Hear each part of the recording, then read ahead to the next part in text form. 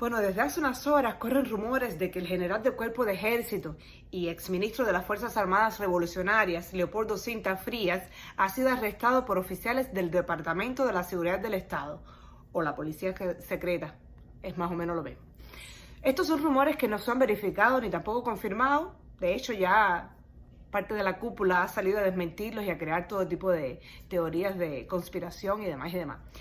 Cinta Frías había sido removido del cargo en abril del año 2021 y en su lugar, su lugar fue asumido por el general del Cuerpo de Ejército, Álvaro López Miera.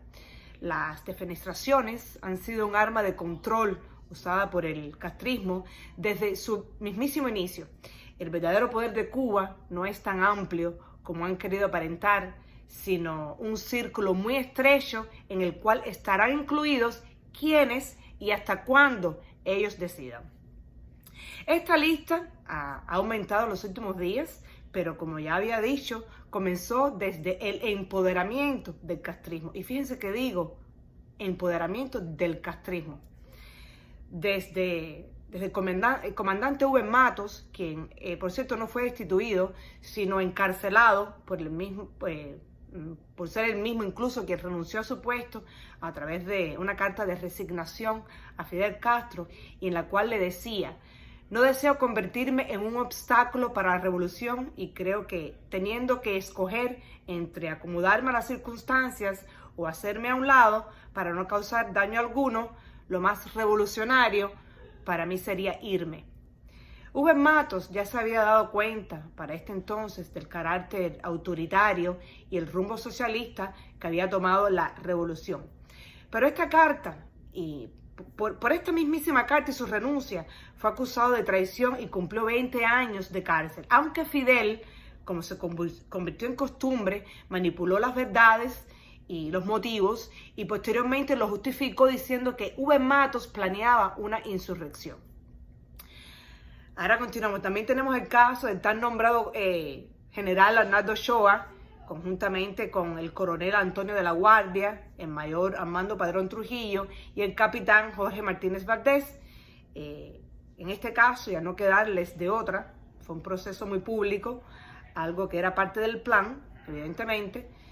Estos juicios sumarios, o sea, se hicieron juicios sumarios televisados, toda cobertura, y las sanciones extremas fueron un show y un plan muy calculado por el castrismo en un intento de desligarse de todo tipo de complicidad o asociación con graves delitos de narcotráfico internacional. Tengamos en cuenta, señores, que todo este proceso legal contra los militares comenzaron solamente después de que ya el régimen se había visto involucrado, incriminado por los Estados Unidos. Finalmente, estos militares fueron condenados a muerte por fusilamiento y otros oficiales como Patricio de la Guardia, Diocles Torralba, fueron condenados a penas de prisión.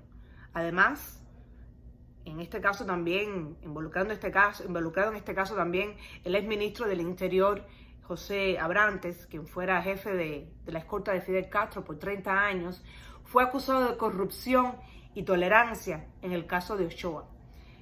El caso de Ochoa y sus cómplices ha sido muy controversial, ya que desde un inicio se dudó del proceso penal y la exclusión de culpabilidad del castrismo en su esencia. También, continuamos con esta lista, está el caso de Carlos Andana, quien fuera el jefe de Departamento de Orientación Revolucionaria del Comité Central, y también fue destituido y encarcelado en el año 1992, también acusado de corrupción. Aunque de acuerdo con medios extranjeros, Aldana había elaborado informes que sugerían cierta flexibilidad y que esto había sido rechazado por Fidel Castro, algo que no le gustó mucho a Fidel Castro.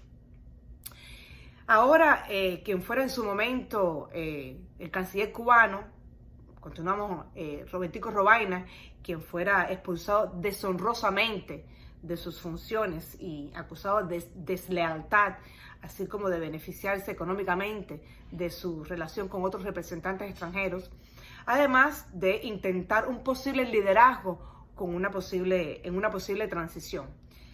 Robaina era muy carismático y caía muy bien a los gobernadores y ministros de otras naciones, y eso le preocupaba muchísimo a los hermanos Castro.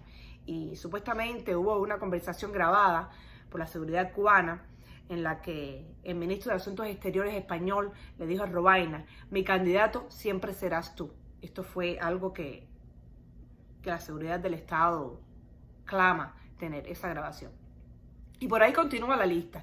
Terry Molinet, viceministro de Salud, quien fue también destituido por decirle a Fidel en el año 1993 tras un brote epidémico de neuritis óptica, que él le dijo a Fidel que era producto de la mala nutrición, y esto a Fidel por supuesto no le gustó para nada, aunque después se comprobó que efectivamente ese era el caso más tarde.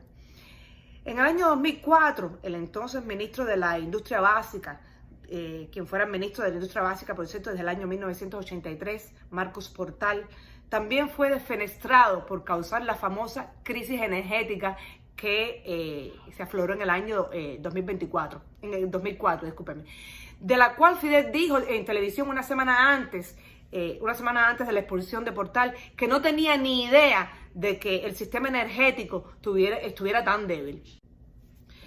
La nota oficial de la destitución le achacaba fuertes tendencias hacia la autosuficiencia y a la subestimación de criterios de otros experimentados compañeros, que finalmente lo condujeron a serios errores en varias esferas de su actividad. Pero fuentes dicen que era uno de los pocos ministros que se atrevía a defender en público sus criterios, aunque fuesen en contra de los de Fidel Castro. Continuamos la lista. Luis Ignacio Gómez, ministro de Educación del castrismo durante casi 2 décadas. Según el ya retirado en aquel entonces, Fidel Castro dijo que estaba realmente agotado, había perdido energía y conciencia revolucionaria, que no debió pronunciar los últimos discursos y hablar de futuros encuentros de educadores del hemisferio y del mundo, exaltando una obra que fue fruto genuino de numerosos cuadros revolucionarios y no personal, como pretendía hacer creer a los invitados. Además de que, según ellos, viajaba mucho al exterior.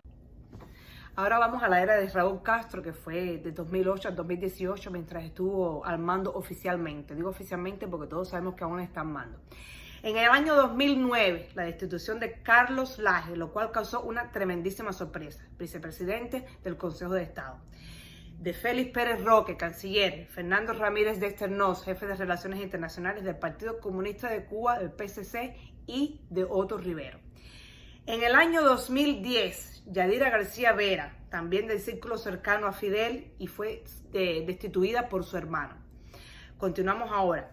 En el año 2010 también, el general Rogelio Acevedo, uno de los históricos de la revolución y combatiente de la Sierra Maestra, también fue destituido como presidente del Instituto de Aeronáutica Civil.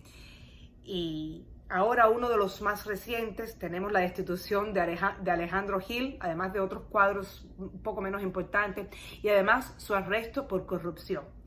La cubana arrestada en Tampa recientemente, que por cierto fue arrestada por tráfico de dólares, en su declaración señaló insistentemente que trabajaba para Alejandro Gil. El régimen totalitario continúa evadiendo culpas, complicidad y todo tipo de conocimiento de todos y cada uno de estos casos. Muchos se preguntan por qué unos sí y otros no, si es sabido que absolutamente todos están corruptos, empezando por los de más arriba. Nada, señores, espero que me den sus opiniones, escríbanme lo que piensan de todo esto. Aquí los dejo por ahora, díganme por favor qué es lo que piensan. Buenas noches y hasta la próxima.